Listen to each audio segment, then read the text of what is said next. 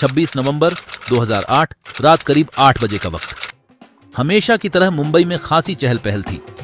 आतंकियों के नापाक इरादों से पूरी तरह बेखबर यह शहर अपनी ही तेज चाल से आगे बढ़ रहा था और इसके बाद मुंबई की रफ्तार एकाएक थमने लगी। उस रात को अचानक ही मुंबई गोलियों की आवाज से दहल उठी। देश की आर्थिक राजधानी पर सबसे बड़ा आतंकी हमला शुरू हो गया। पाकिस्तान के एक आतंकवादी इस्लामी संगठन लश्कर ए तैयबा से ट्रेंड और भारी हथियारों से लैस 10 हमलावरों ने मुंबई की कई जगहों और प्रतिष्ठित इमारतों पर हमला कर दिया था।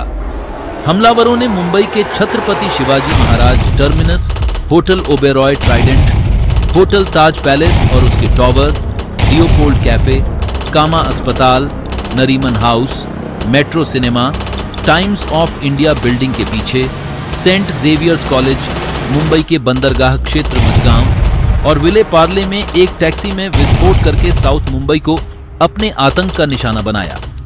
शुरू में किसी को अंदाजा नहीं था कि इतना बड़ा हमला हुआ है, लेकिन धीरे धीरे इस हमले के पैमाने और संजीदगी का अनुमान होना शुरू हुआ। 26 नवंबर की रात में ही आतंकवाद निरोधक दस्ते के प्रमुख हेमंत करकरे समेत मुंबई पुलिस के कई आला अधिकारी भी इस हमले में अपनी जान गंवा बैठे। लियोपोल्ड कैफे और छत्रपति शिवाजी टर्मिनस से शुरू हुआ मौत का यह तांडव ताजमहल होटल में जाकर खत्म हुआ, लेकिन इस बीच सुरक्षा कर्मियों को 60 से भी ज्यादा घंटे लग गए। 175 से ज्यादा लोगों ने अपनी जान गंवाई और 300 से ज्यादा लोग जख्मी हुए। कैसे दिया गया इतनी बड़ी साजिश को अंजाम? दहशत के इस डरावने सफर की कहां से हुई शुरुआत और कैसे देखते ही देखते एक मजदूर बन गया मुंबई हमलों का गुनहगार?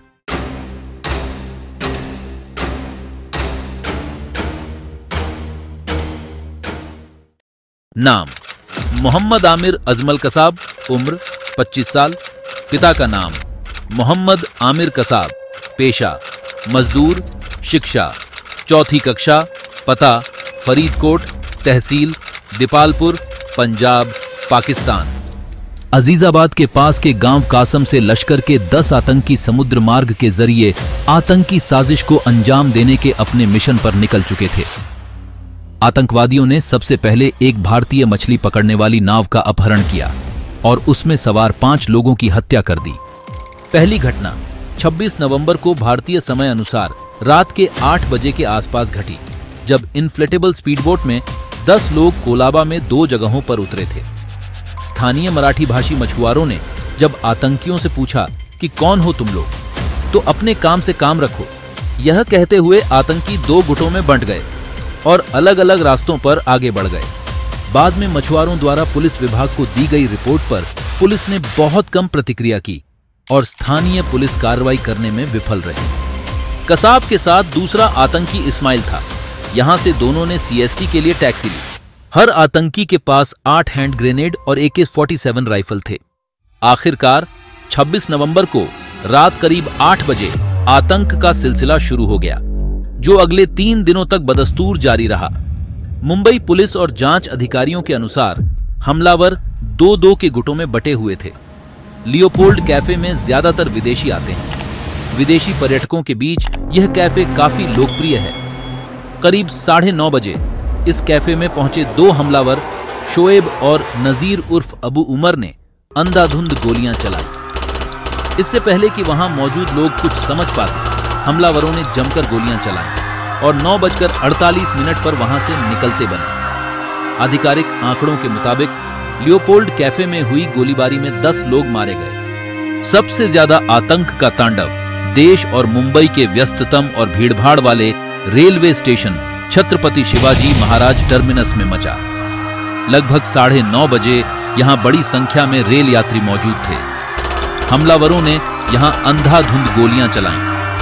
जांच अधिकारियों की माने तो यहां हुई गोलीबारी में अजमल आमिर कसाब और इस्माइल खान शामिल थे। छत्रपति शिवाजी महाराज टर्मिनस में रात के लगभग 10:45 पर खत्म हुई गोलीबारी में सबसे ज्यादा 58 लोग मारे गए और 104 घायल हुए।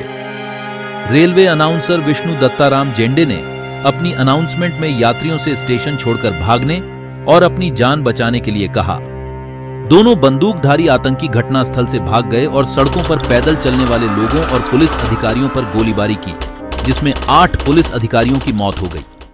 हमलावर एक पुलिस स्टेशन से गुजरे, यह जानते हुए कि वे भारी हथियारों से लैस आतंकवादियों के सामने मात खा चुके हैं। स्टेशन पर मौजूद पुलिस अधिकारियों ने आतंकवादियों से मुकाबला करने के बजाय लाइटें बंद करने और गेट सुरक्षित करने का फैसला किया। पुलिस प्रमुख हेमंत करकरे के नेतृत्व में मुंबई आतंकवाद विरोधी दस्ते की एक टीम ने छत्रपति शिवाजी महाराज टर्मिनस की तलाशी ली और फिर कसाब और खान की तलाश में निकल पड़ी। वाड़ी बंदर के पास रात के लगभग 10:20 पर एक टैक्सी में धमाका हुआ, जिसमें ड्राइवर और सवारी समेत 3 लोग मारे गए, और 10:40 पर विले पार्ले में दूसरी टैक्सी में बम धमाका हुआ, जिसमें एक ड्राइवर और एक सवारी मारे गए। दोनों ब्लास्ट्स में लगभग 15 लोग घायल हुए। उसी दौरान व्यापारिक तबके के बीच काफी लोकप्रिय होटल ओबेरॉय ट्राइडेंट में भी हमलावर ढेर सारे गोला बारूद के साथ घुसे थे। माना जाता है कि उस समय उस होटल में 350 से ज्यादा लोग मौजूद थे। यहां हमलावरों ने एक बम विस्फोट किया, अंधाधुंध गोलीबारी की और बहुत सारे लोगों को बंधक भी बनाया। होटल ओबेरॉय ट्राइडेंट में मृतकों की संख्या 30 बताई गई। एनएसजी कमांडोज ने इस ऑपरेशन में दोनों हमलावरों को मार गिराया और 143 बंधकों को रेस्क्यू किया। ताजमहल होटल के गुंबद में लगी आग आज भी लोगों के मन मस्तिष्क पर छाई हुई है। गोलीबारी और धमाकों के बीच मुंबई की आन बान शान ताजमहल होटल की आग लोग शायद ही भूल पाएं। 105 साल पुरानी यह इमारत गेटवे ऑफ इंडिया के सामने स्थित है और पर्यटकों में काफी लोकप्रिय है। होटल पर जब हमला हुआ तो वहां रात के खाने का समय था और बहुत सारे लोग वहां इकट्ठा थे कि तभी अचानक अंधाधुंध गोलियां चलने लगी। हमलावरों ने होटल ताज में 6 बम विस्फोट भी किए, जिनमें लॉबी में 1, लिफ्टों में 2 और रेस्टोरेंट में 3 बम धमाके थे। सरकारी आंकड़ों की माने तो ताजमहल होटल में लगभग 250 लोगों को आतंकियों ने बंधक बनाया था, जिनमें से 31 लोग मारे गए थे और 200 लोगों को फायर फाइटर्स ने ताज की खिड़कियों से सीढ़ी के जरिए रेस्क्यू किया था। इस रेस्क्यू मिशन के दौरान 4 हमलावर सुरक्षा कर्मियों के हाथों और NSG commando Major Sandeep Unnikrishnan आतंकियों के हाथों मारे गए। इसके अलावा हमलावरों ने नरीमन हाउस को भी निशाना बनाया। नरीमन हाउस चबाड़ लुभाविच सेंटर के नाम से भी जाना जाता है। नरीमन हाउस में भी हमलावरों ने कई लोगों को बंधक बनाया था।